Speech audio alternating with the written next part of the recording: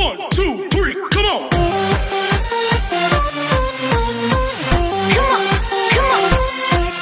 Hello beautiful people! Welcome back to my channel. This is your Mama Sam. Hola mga amigo, amiga, kumare at kumpare. Kamusta kayong lahat? Sana lahat po kayo ay okay at safe ngayong araw na ito. At syempre, kung ako naman ang tatanungin nyo, nakikita naman ninyo ang beauty na lola ninyo ngayon. Fresh overload pa rin, di ba? Ganyan talaga kapag kumakain ka ng maraming vitamin C at saka syempre kumakain ka ng maraming hotdog. Dahil sa hotdog, ito ang tunay na magpapaganda sa iyo. Ang tunay na number 1. So yon, so kamusta naman kayo mga amigo, amiga? Sana lahat kayo ay kasing fresh at kasing ganda ng Mama Sam ninyo. Happy Saturday sa inyong lahat. Ang bilis-bilis ng araw. Today is Saturday, tomorrow is Sunday, tapos back to work na naman tayo. But guys, i-enjoy nyo muna yung Saturday night ninyo ng bonggang-bongga. At saka syempre, pati yung Sunday. So kung may panahon kayo magsimba, ay magsimba tayong lahat, di ba? So yon. At eto nga kanina, kumain kami nino doon sa bukas na bagong restaurant dyan sa Go Grill na talaga namang bonggang-bongga ang pagkain nila, tapos sobrang mura guys. Actually parang feeling ko bago kasi siya, so nagandahan ako, kaya lang ay nako, naloka ako sa kanya. Kwento ko yun sa Samsam TV mamaya, panoorin ninyo. So yon. And then kanina pag uwi ko, so naglakad-lakad ako dyan sa baba, hinahanap ko si Mr. Toyota, hindi ko siya makita. Tapos umakyat ako dito sa taas, tapos bumaba uli ako. Aba, nakita ko na siya, nandoon naninigarilyo. Tapos nilapitan ko, tapos yun, kinamusta ko. Tapos sabi ko sana, inom tayo, kaya lang bigla naman lumakas yung ulan. Kaya sabi ko, ay wag na lang, next time na lang. Hindi talaga siya swerte dahil inulan, 'di ba? So 'yon. So sabi ko pa naman, willing pa naman ako makipag-inuman sa kanya ngayon. Kaya lang umulan ng bonggang-bongga. Kaya sabi ko next time na lang, tinatamad na ako. Tapos yun, sabi ko talaga daya mo. O 'di ba? So plano ko pa naman magpatira sa kanya. Charot! Ayun. So ayaw ni Christine Ann Perez ng ganyan. Kasi dapat daw yung mga binibini daw sobrang ganda. Charot. Ayun nga. So, shout out tayo sa lahat ng laging tumututok dito sa kay Glenn Pascual na laging nanonood. Kahit nasaan siyang kupalot ng mundo, ay hindi niya nakakalimutan manood ng aking vlog. Thank you so much. Andiyan dyan din syempre si Perfecto na lagi din nakatutok dito sa channel natin. At saka syempre si Dorothy B. Jones, kung sino-sino pa, si Ryan Matuga, si Joey, and then of course, si Christine Ann Perez. Maraming salamat sa inyong lahat. Sa lahat ng laging nakasubaybay dito sa channel ko, maraming salamat po. So, yon. At ito na nga, guys, Diyos ko, mainit ang pag-uusapan natin ngayon dahil talagang, nako, magtataas ang pilay ninyo. Kaya hindi ko na patatagalin ang chika natin today. So, para sa unang chika, sabing ganon, Mama Sam, anong masasabi mo sa bagong supranational 2023 na si Miss Ecuador? Tingin mo ba, Mama Sam, in the future, pwede siyang sumali sa Miss Universe? Ayun. So ako masasabi ko sa kanya, maganda siya. Charot.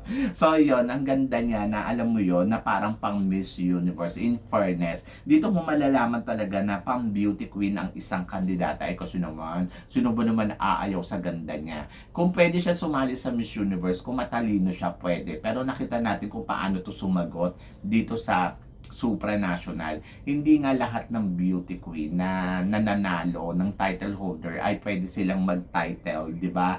Bilang bagong reyna kung saan man sila sasali. May mga naliligwak din, katulad ni First Wang, di ba? Intercontinental beauty siya. Tapos sumali siya dito sa supranational. Dahil kulang ang kanyang communication skills, naligwak siya ng bonggang-bongga. Tingin ninyo, kung si First Wang ay kasing galing ni Antonia Forsyth at kasing ganda, hindi to tatanggihan ba to ng supranational? Of course not, di ba? So doon talaga makikita mo yung quality ng girls. At kung itong si Miss Ecuador ng bagong supranational ay alam mo yon, ganun yung caliber niya, pwede.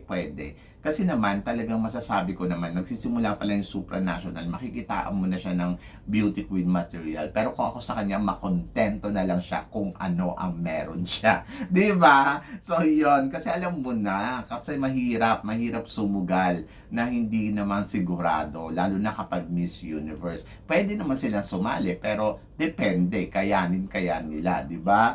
At ito ang sumunod na chika, Mama Sam. Tingin mo sa pambato ng Mexico at saka si Miss Nicaragua, sino ang mas kabog ang beauty?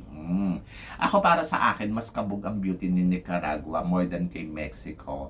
So, makikita naman natin sa picture na nilamon niya yung beauty ni Mexico. Ako kasi para sa akin kasi, si Nicaragua, meron siyang something na ino-offer na ganda talaga. Yung alam mo yung gandang kasing fresh ko. Charot. So, yun. So, Oriental beauty kasi siya. Yung alam mo yung morena beauty na hindi masyadong mistisa. Yung mga ganitong beauty, ito yung mga masarap ayusan. Ito talaga yung mga true beautiful.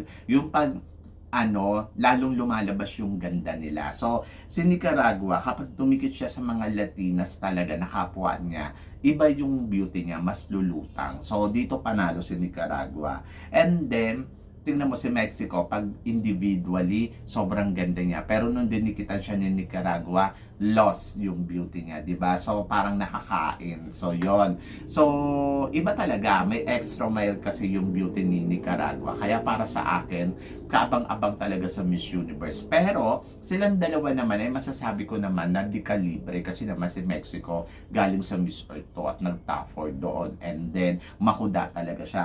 Kaya lang parang nakukulangan kasi ako sa kanya ng yung, alam yung hindi niya ibinibigay lahat. Parang parang nag-hold back siya. So, ayun yung problema. Kaya parang feeling ko, doon medyo delikado siya sa mga ganong galawan. Dapat talaga all out siya, di ba?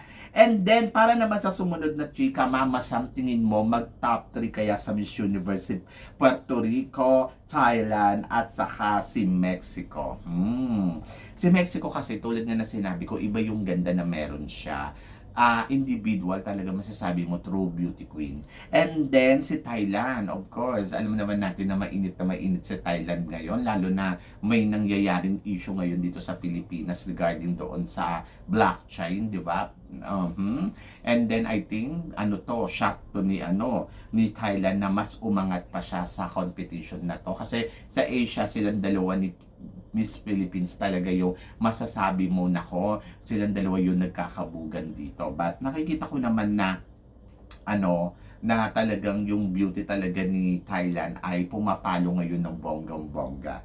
And then Puerto Rico. Si Puerto Rico, isa rin to sa mga talagang palaban sa competition na to. Nakita natin yung Smile Train na talagang pasabog talaga siya sa mga eksena niya, styling niya, marami siyang ibinibigay na eksena. Kaya parang feeling ko, ito si Puerto Rico ay makikipagsabayan talaga sa mga kandidata ngayon dito sa Miss Universe. At hindi imposible mag-top 3 si Puerto Rico.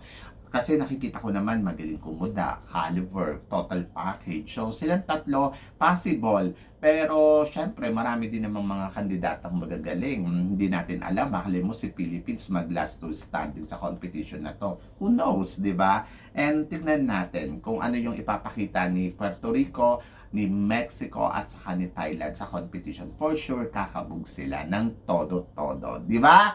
At para naman sa sumunod na chika, Colombian Beauty, Mama Sam, tingin mo, makakuha kaya sila ng corona this year? Ito nga si nung 2021 na si Valeria Ayos, and then 2022 naman si Maria Fernanda to, no? Maria Fernanda. Ito kasi si 2021 naka top 5. Pero ito si Maria Fernanda naligwak sa top 5 hanggang top 16 lang. So ngayon si Camila, ano kaya ang mararating niya? So ang akin, ang mararating niya wala sa semifinals. Charot! So yun. Kasi parang sa sobrang dami na magagaling ngayon, kailangan paandar ka ng todo-todo. At kahit si Osmel hindi siya bet na lumusot talaga sa semifinals dito sa Miss Universe, 'di ba?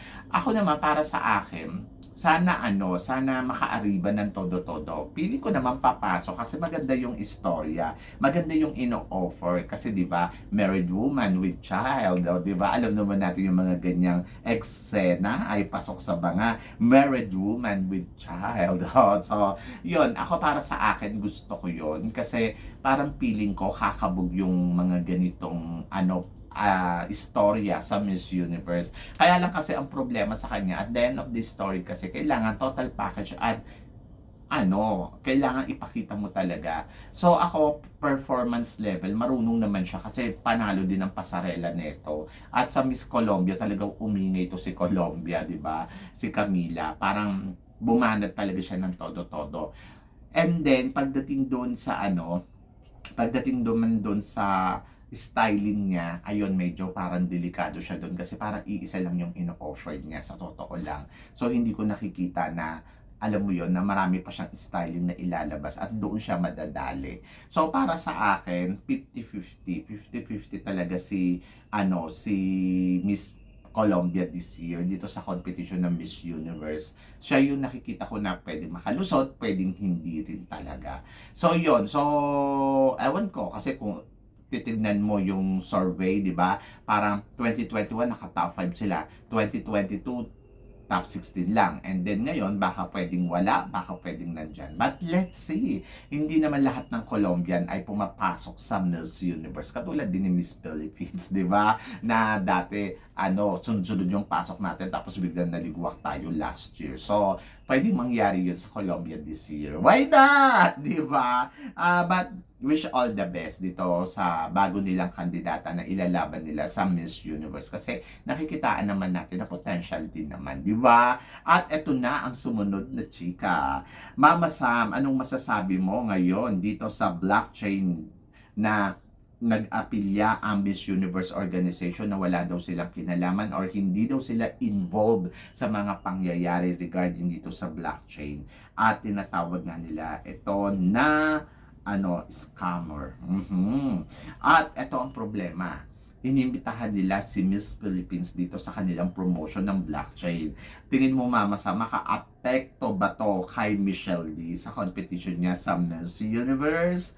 Ay nako, so medyo nakaka-worry nga to kasi syempre alam naman natin na ang ating pambato ay isa sa mga pinakamalakas na kandidata ngayon dito sa Miss Universe. And then, ito naman blockchain chubachenes na to na hindi man lang sila nag-consult muna sa Miss Universe.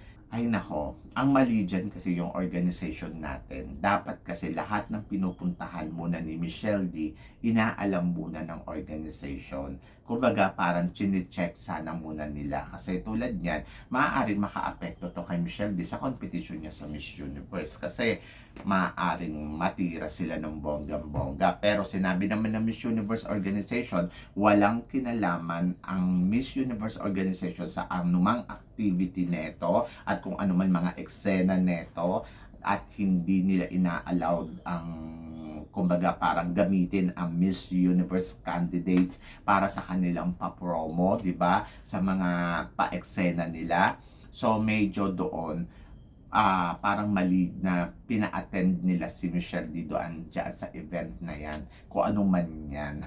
Nakakaloka kasi, syempre, si Michelle D, kumbaga parang kung kinuha man nila na parang inimbitahan man nila to promote yung blockchain na yan, sana inalam na muna ng Miss Universe organization sa Pilipinas, Miss Universe Philippines, na kung ito ba ay allowed, ito ba ay hindi. Kasi syempre, bilang Miss Universe Philippines, syempre connected na siya doon sa Miss Universe. And then, kung ano man yung mga gagawin niyang eksena at kung ano man yung mga bagay-bagay na dapat gawin na pag-attend sa mga okasyon na ganito, pwedeng makaapekto to sa ating pambato sa Miss Universe. 'Di ba? Katulad niya, nag-aapila yung organization ng Miss Universe saka ng GKN, o paano kung madali doon si Michelle D. feeling ko naman, hindi naman to makaka-apekto sa performance. Pero kasi, bilang Miss Universe Philippines Organization, may responsibilidad sila sa mga ginagawa ng reigning queen natin. Kumbaga, para dapat chine-check nila lahat yan. Kasi, ayun nga, tulad din na sinabi ko, hindi natin alam. Pwede maka-apekto, pwedeng hindi. But sa nakikita ko naman, wala naman tong kinalaman din sa beauty pageant na lalabanan ni Michelle D. So parang feeling ko, hindi naman makaka-apekto. Pero sana maiwasan na lang sa susunod kasi ang pwedeng mangyari dyan ay, ano ba yun, yung ma-demerit, yung mga ganon. Pwede kasing, maban, o pwedeng sandali lang mali kayo sa action na yan. So, lahat dapat maging responsible sila. Kahit sa mga iniimbitahan ng mga magazine or kung ano-ano man na connected sa Miss Universe or pwedeng makaapekto sa laban ng pambato natin, ay sana tumigil na muna kasi pwede din talagang makaapekto ng todo-todo. So, yung inatinan ni Michelle din nung nakaraan, ay pwede siyang madali dito ng bonggang-bongga. So, yon. So, nakakatakot, di ba? But, buti na lang merong pang isang buwan kasi parang feeling ko naman lilipas din to. Charot. Kasi, di ba, ito yung mga parang malaking evento sa Pilipinas Kaya lang kasi parang ito namang blockchain na to, parang gagamitin nila yung Miss Universe candidates or yung Miss Universe. Pero kasi dapat nag-consult muna sila sa organization ng Miss Universe. Kasi tulad niya, nag-aapila yung organization. So, kung sino man yung mga taong involved dyan, may pananagutan sa mga sitwasyon na yan. And then, andyo dyan di si Michelle D, pina-attend din nila. Di pwede din maka-apekto kay Michelle D, 'di ba? So, yun. So, sana nag-iisip din yung organization or kung sino man yung may handle dito kay Michelle D at inaalam na muna ng maigi kung ito ba ay pwede or hindi, makaka-apekto ba o hindi, or ano ba? Kasi kahit sabihin nila, wala naman kami kinalaman dyan, inimbitahan lang kami. Ba't hindi nyo muna binack-check? Di ba? So, yon kaya nakakaloka. Nakakaloka, di ba? So, yun guys. Kayo guys, ano ba guys ang tingin ninyo? Tingin ninyo, pwede nga ba ito maka-apekto kay Michelle D sa kanyang competition sa Miss Universe? Ang regarding dito sa issue ngayon na blockchain tuba channels na to. So, guys, ano guys ang tingin ninyo dyan? Please comment below para at least malaman ko naman kung ano ang chika mo dito sa mga tinatalakay natin ngayon. So, yun guys. Guys, maraming salamat po. Syempre, sa inyong lahat, sa walang sawang suporta na binibigay ninyo dito sa channel ko. At sa mga hindi pa po nakaka-subscribe dyan, please don't forget to click like and subscribe my channel. At i-click nyo na rin po yung notification bell para lagi kayong updated. Syempre, sa aking mga chika. Sabi ng ganon, always keep smiling and always think positive. Walang imposible sa itaas, manalig lang tayo sa kanya. Kaya guys, hanggang dito na lang, hanggang sa muli natin chikahan! See you tomorrow! Thank you guys!